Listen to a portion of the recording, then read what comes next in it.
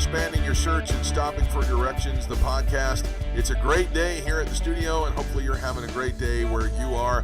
I know that we are here. It is Wednesday, September the 2nd, and as we move into Labor Day season, it's hard to believe that the end of summer is just around the corner.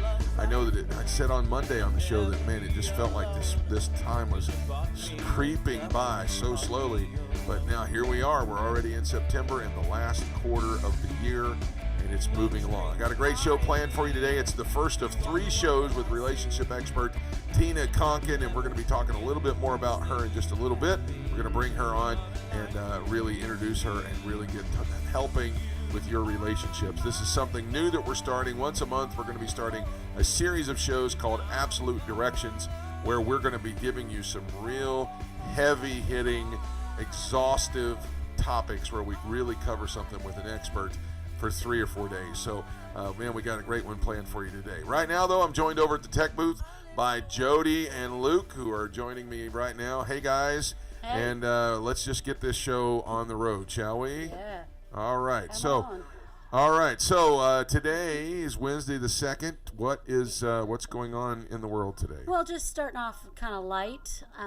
National Blueberry Popsicle Day.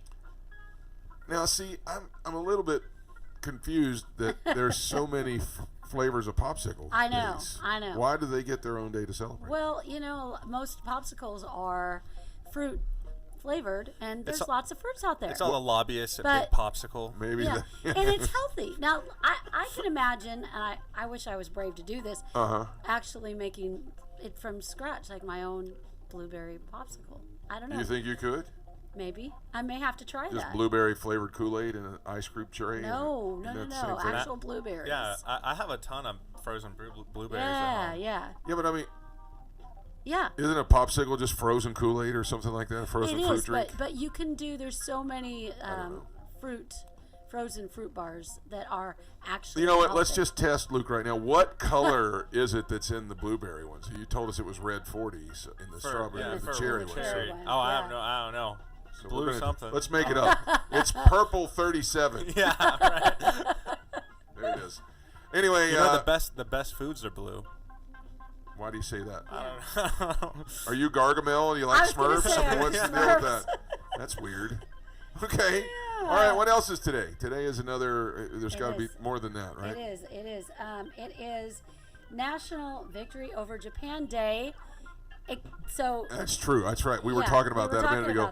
That we celebrated it in October the 15th because that was August the day 15th, August. That is when they surrendered, and they announced that they surrendered on August the 15th. Yes. But the signing of the treaty now and the victory was celebrated today, Wednesday, September the 2nd. The greatest generation, ending the greatest conflict in the history of mankind. Yeah. When the Japanese signed on the, I think it was one of our battleships, the Arizona, the Arizona was sunk. It was one of the other, it was one of our fleet.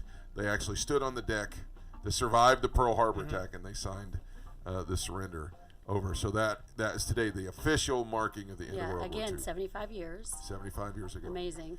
Which, by the way, my brother-in-law, Brian, did a great, he's a voice actor, and he voiced over the documentary called Into the Arizona, where they actually finally sent drones down in Pearl Harbor and explored the Arizona. That's where the shrine is, where you can walk out and look down at it. And he voiced over that documentary, and it was nominated for awards and all kinds of stuff. I had the pleasure of voicing the commercial. Oh, yeah, cool. You did. Yeah, for PBS. So anyway, so that's also today. So a couple other things that as we start to turn the corner and go into the show today, I did notice in the paper that Amazon is opening their first fresh market, or whatever it's called, Amazon Fresh. It's a traditional 35,000 square foot grocery store. Now you'd think Amazon revolutionized the world by just sending things, out and doing everything by mail. But I guess Walmart's done a great job of trying to catch up with them by offering curbside pickup and those kind of things. Which is amazing. It really is. It is. So Amazon's now getting into having brick and mortar stores.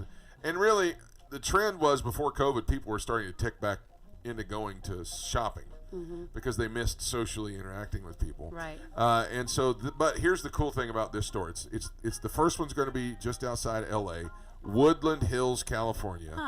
Huh.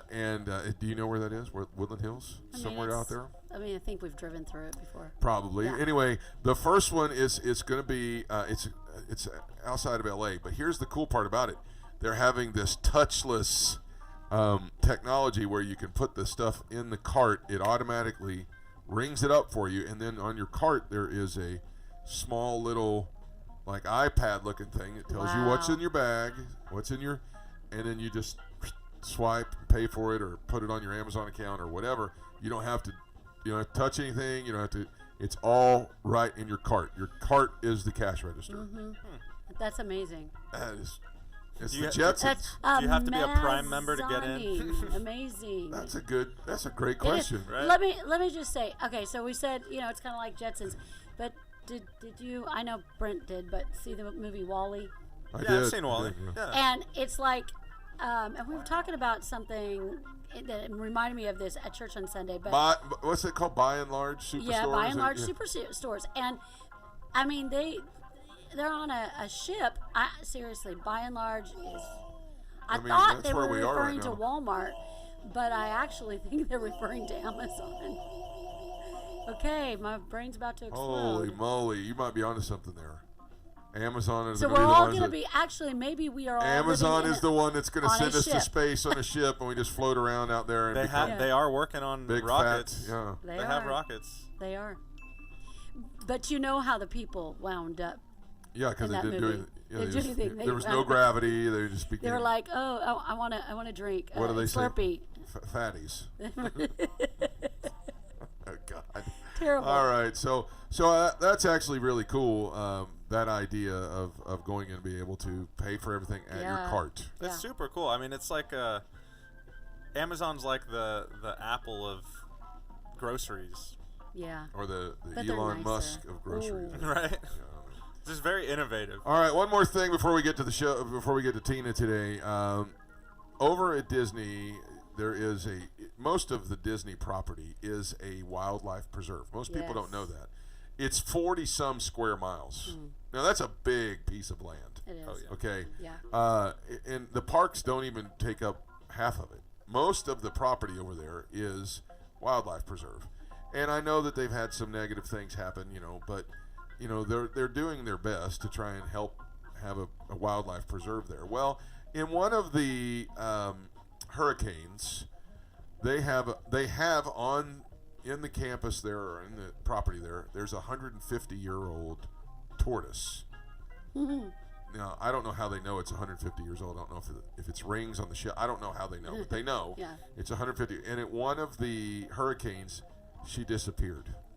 Oh wow. And they've been searching for her for a long time. And just in this last week, they found Daisy. They found her. Aw. And so she's been missing since Hurricane Laura, and she's now back. So I don't remember Laura though. Was that this last one? Yeah, it was. I think so, Laura yeah. was last. So that was just a few weeks ago, but they found her. She's been Wow. missing for a week or so now, and so she's been picked up, and she's back in the preserve. Oh, good. So yeah, it's cool. And she's going to star in the next Finding Nemo movie. Okay. She's the Maybe. voice. She's the voice of the turtle. Finding Daisy. Yeah, I don't know. Oh I don't know. boy. There Come we on, go. Disney. Yeah, they might be. So Oh. anyway, all right. So that's everything going on in the world today. I've got a great show planned for you today. Now, I was able to tape this in advance because we have to be respectful of other people's schedules. But a really good friend of the show, Tina Konkin, was really got brought to my heart to think about. We're always trying to think of things to help our viewing audience. With practical, real information, but also in an uplifting fashion.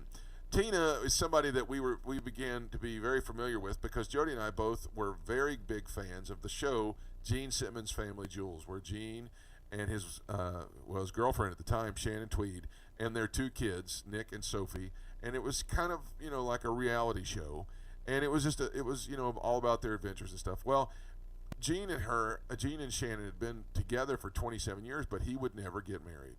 And so we were watching. She was going to leave him. It was a really train wreck of a relationship there towards the end, and all of a sudden they're there doing this intensive session to really try and find themselves help to take their relationship to the next level. And the lady hosting the event was Tina Konkin. We got to know her because she started coming to the Increase events, and I had the pleasure of introducing her.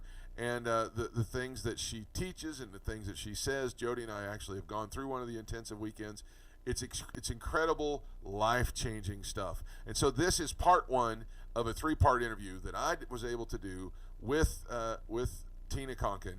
I hope that you enjoy it. Please welcome to the program the founder and director of Relationship Lifeline, Tina Konkin. Hi, Tina. Hey, Brent. Good to be on here again, and I'm a first. Hey, I like that. Firstborn, first on. Yeah. Beginning of your first cabin fevers. Yeah. So You were. I think you were like number 4 or 5 of the first ones we did, and you were moving, and here we are. You come back on the program, and you're moving again. So, anytime you're ready to move into a bigger house or anything like that, just come on the show, and it'll just happen. So, that explains why you see nothing in the background here. So, well, all packed. I'm sitting in the middle of boxes. I'm sitting on a box right now. My computer is sat up on a box, so I'm boxed up. Well, it's really so good to have you back with us, and I know that we're going to talk a lot about over these next 3 shows with you about just relationships in general, relationship improving, and real answers to a lot of real questions. I know that some of the folks watching at home right now are probably hearing some background noise. We are getting a new roof here at the Cabin Fever Studios at our home, and so if you hear loud thumping, that's not me and Jody kicking each other under the table because of the advice that Tina's giving us. That's the roofers. So anyway, first of all, let me just get to it. How are you doing during COVID, and how's everything been affecting you? Well, yeah, I've been going back and forth Canada, and I guess they consider my expertise essential. So that means that I haven't had to isolate, which is really good. But the first, I'll be really honest, the first couple months were hard because we were all in lockdown. And now we're in Southern California. And of course, like you guys, we saw some rioting too, and some protests and all that stuff. So I feel now is probably the best I've felt in all this time since March. And we were together in March, as a matter of fact, at Increase in Maui. Yes. And that's when we got the news that, wherever you're from, get home. And lockdown happened just after that. Yeah, the world started shutting down while we were on. It would have been terrible to got stranded there, wouldn't it? Oh, it would have just been so horrible. Could you imagine? Oh, terrible. Stranded in Maui, yeah. So, well, anyway, I'm so glad that you're doing well. I see pictures a lot of times. You're out with the grandkids and getting to do stuff. And I love your motto is I get to go out and do these wonderful things with your grandkids and your kids. And, man, it just seems like you're having fun in spite of. I am, and you know what? It has caused me to slow down, and that is usually pretty difficult for me, but it's given me a reason to, you can't get out there. My speaking schedule has totally halted. We were able to start our Relationship Lifeline intensives again. We just finished our 3rd one now, so 3 months now we've been able to start with the social distancing and all the rest of the rules we must follow.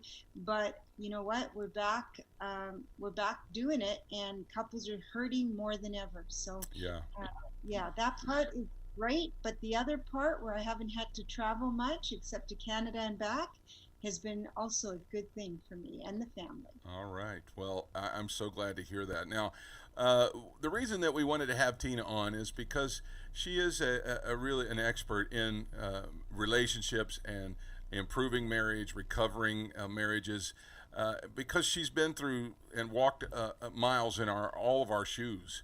And so she's not coming from a place of judgment, she's coming from a place of experience. And so we wanted to do this to really help our viewership out there that are wanting to enrich their marriage or improve their marriage, fix their marriage, or recover from some horrific thing that's happened in your marriage, or also look at other alternatives for the future, because it's all about being healthy. And so what we wanted to talk about first is, first of all, let's get folks somewhat familiar with your story. Yeah, well, let me go to my story of Gene Simmons, because I want to correct a couple of things there that you said. It was not premarital counseling. They had been together for 27 years, but boyfriend, girlfriend. They'd had 2 children, and the kids are growing up and leaving for college. And she said, I don't want to live like this anymore. And he, because of a vow he made as a young man, and I have permission to share all of his story.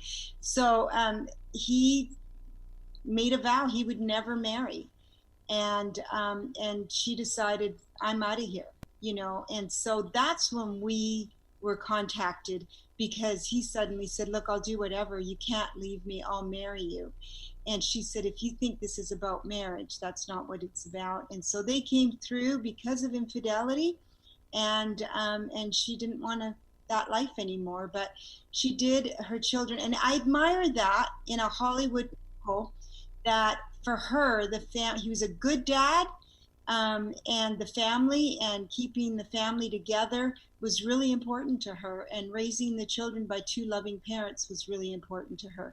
But she was tired of living the life that there was no real commitment in that sense. And so our show aired 1 week before the wedding, and it was the most watched show. They had to extend it to an hour instead of half an hour. I remember it well. Yeah, most watched show. Yeah, besides the wedding itself. So they actually sent out the invitations right up, but they were broken up. She'd left, the whole thing. So and they're still happy. They're in Whistler right now. And I just was speaking with them not too long ago, a couple weeks ago. So they're doing well. But Brent, to answer your question, yes, we came from that place. My own story is about infidelity, but we were in ministry, unlike Gene Simmons, and it happened to us. And I can't say we had a bad relationship or a bad marriage, but there was a moment of vulnerability where we were not how do you say that? We were not being protective of our hearts and of our relationship. And we ended up just in infidelity. My husband was unfaithful, and though he's passed away, and it's been nearly 7 years, he made me promise never to stop sharing our story of hope, and that God can heal and make it better than it ever was before. And so you and Ron went through, at the time, I guess, went through a very similar program to what you do now, but it was this the one that was hosted by Dr. Phil, right? Yes. So Dr. Phil years ago used to do just personal development seminars, and he worked with a team. And part of his team came to Canada by an invite. Someone had invited him to come, and he sent part of his team there. We were so revolutionized by that 5-day program at that time that we said, this is what we want. And we were in ministry at the time, but we said, this is what we want to do for the rest of our lives, because we saw such transformation. Ron and I grew up in the church. Our parents were in ministry. So we grew up in the church. That doesn't mean we grew up functional. It was especially my home was very dysfunctional, but we grew up in church. And so we'd never had the real experience, Brent, like somebody who's older that accepts Christ. It's like you got saved from this and got saved from that. We were just born into it. But I do remember accepting Christ into my life, though I was young. But it wasn't like we'd had this knockout life. So we'd never really experienced born again, and we called that our experience, because something transformed. We didn't talk about forgiveness, we experienced forgiveness. Like for the first time in my life, I experienced forgiving my husband. I experienced forgiving my mom, and I experienced letting go of the past, which is, Bible scripture we quote, but how many of us are walking around with a monkey on our back from our past? Because it's never been resolved. And so that's what happened for us. And we realized we were missing something. We were just hearing in church, many of them messages. And because we'd never had that transformation of the old world to the new world, this was always our world. There wasn't even that to like go back on, if Yeah. that makes sense, you know? Yeah. And so as you go to start putting the pieces of this back together, you really had to build a bridge of trust back in there because there had been infidelity. And if anybody's familiar with your story, they know it was Ron who had an affair. Then as you start to put the pieces back together, restoring trust is not an easy thing to do. Well, we didn't restore that at all. So, you want to go there first? Well, that's what I mean. That's just, I know that was Buy the book to get the right. whole story on that, but that is probably the biggest.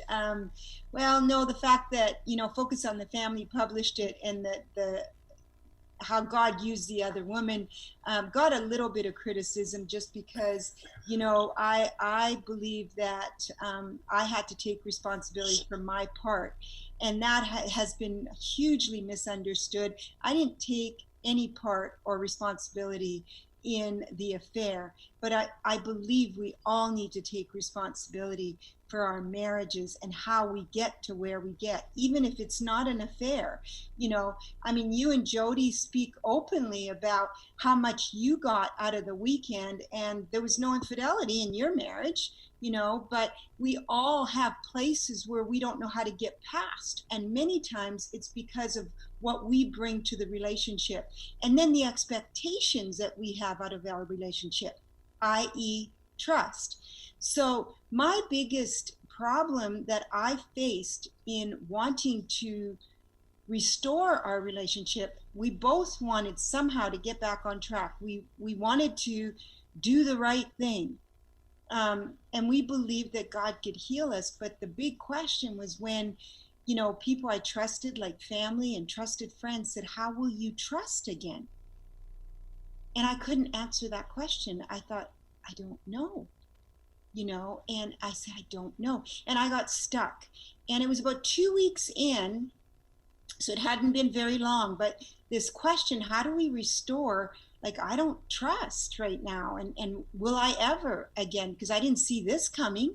He was the most trustworthy man I ever knew, besides my dad. So it was like, how do you get to that place again? And I remember it was Sunday morning. It was week 2, Sunday morning. And he didn't want to go to church. It was way too much shame. I had a lot of shame. We didn't know where to turn. But that morning, I just felt this sense, I've got to go to church. I've got to go to church. So I remember putting a hoodie on, and I was going to go late. I wasn't going to sit in the front the way we normally did. I was going to sit in the back. I was walking late. I was going to walk out early. But I sat down just as worship had just finished. And all of a sudden, the preacher, he's about 5 minutes into his message. He stops and he says, listen, this has nothing to do with my message whatsoever.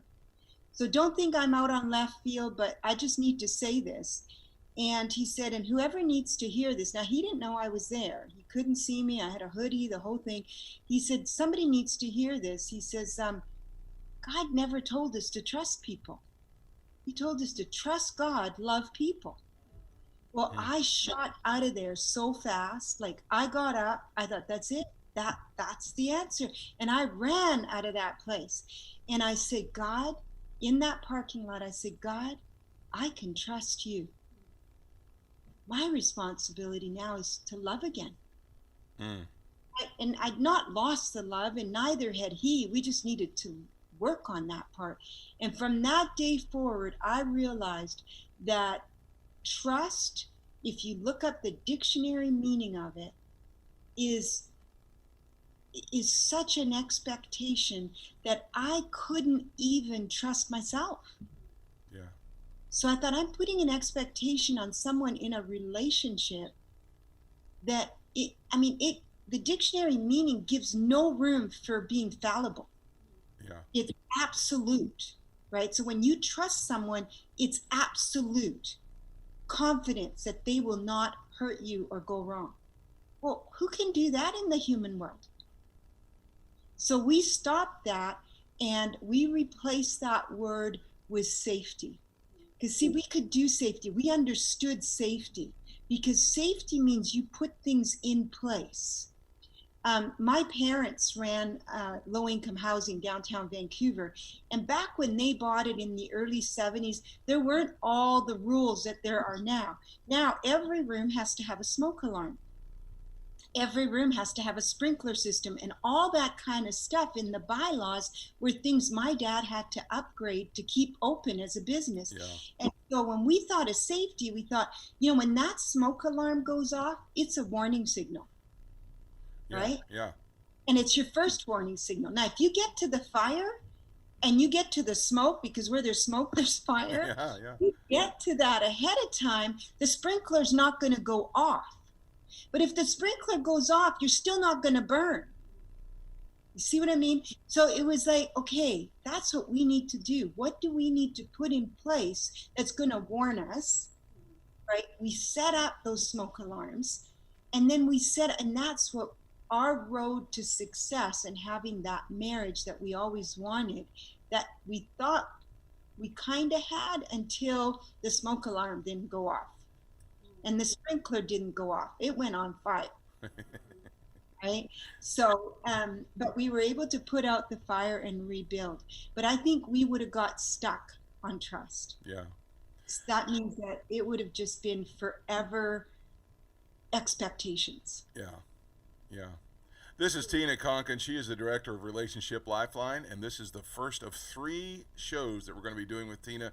And this is just the introduction. As you can see, there is a lot of material here. We're going to, that's going to wrap up today's program. When we come back with Tina, what is today? I've got to think of what today is. Today's Wednesday. So when we come back with Tina on Friday, we're going to continue along these lines of how you can actually start to put the pieces of your marriage back together, or look at an alternative that's going to be the right one for you. So that's part 1 of a 3-part series of absolute direction with relationship expert Tina Konkin, and we're going to pick up right here with her coming up on Friday. Will be part 2 of this amazing piece of advice and these amazing steps that she's giving us to help enrich, fix, or to really get our relationships and our marriages back to a strong place. Join me on Friday where Tina will continue along those lines. My thanks again to Jody and Luke for another fantastic podcast, and my thanks to Tina for taking the time to do this for us. Until Friday, thanks for stopping for directions. Have a great day, everybody.